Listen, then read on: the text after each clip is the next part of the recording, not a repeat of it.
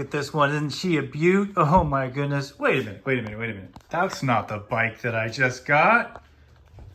That's the bike that I just got. Okay, so you saw the bike. Let's see what's wrong with it. Starting out with the front. So plastics, I knew plastics were gonna have to be replaced. That was a dead giveaway. What concerned me was potentially the stay in the front. These lights are a little loose, so maybe the brackets are broken. I might have to get whole new lights. I hope not, but I'll find out when I take that off. The wheel, yeah, the wheel's got problems right there. So definitely a new rim. Lucky for me, it's in that box right there. So new rim, rotors look okay, but I'll have to measure them out. They don't look like they're bent, but still, at some point I might want to get whole new rotors for this front wheel. Let's go down the right side. Here's one of the biggest things, clutch cable, totally not connected. So something's going on there. I'll figure that out. This right here is a nice little slider peg that I was able to break free. So that'll come out and we'll put new pegs on eventually. I'll need new front turn signals on both sides. This is what the lights look like. And here's a big issue, right? So this is the stator cover. You can't see the magneto in there. It's kind of hard to see. I don't know if it's damaged or not. My guess is that it is, and I'll have to replace that. And right now, OEM, it's about $1,100 just for the magneto.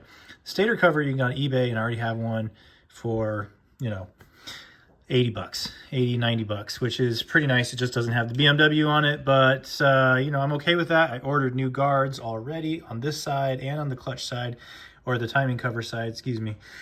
Frame is actually pretty good on this side. No major issues, which is really nice to see.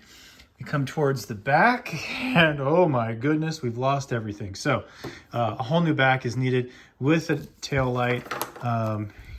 All the fixings are gonna be needed on this one. Just some general things just to make this thing look sharp. The swing arm is actually in really good condition. Doesn't have a lot of scuffs or anything like that. So just gonna polish that up like that. Mud flap, carbon fiber, chain guard, carbon fiber. Why not? It's already got carbon fiber on it. It'll kind of match it. However, I'm probably gonna have to replace these side panels on both sides. You'll see why here in a second, which is, man. So that's gonna have to go. At least on this side, it's gonna have to go, and usually they get sold in pairs. The triple looks okay. However, this clip-on is definitely drooping. So that shouldn't be that low. It was bent, but it took a major hit on this side. This is the only frame issue I'm seeing, you guys. Look at that. Not bent, but pretty scuffed up. So I don't know if there's a solution for that other than potentially grinding it down a little bit and putting some Bondo on it, painting it. A little bit of damage over here as well. They did have what looks like a potential peg slider on here. I don't know if it's just the actual hex screw that was in there, but if it did not do its job. If they didn't, then shame on them. They should have had one on this side. But you can see timing cover.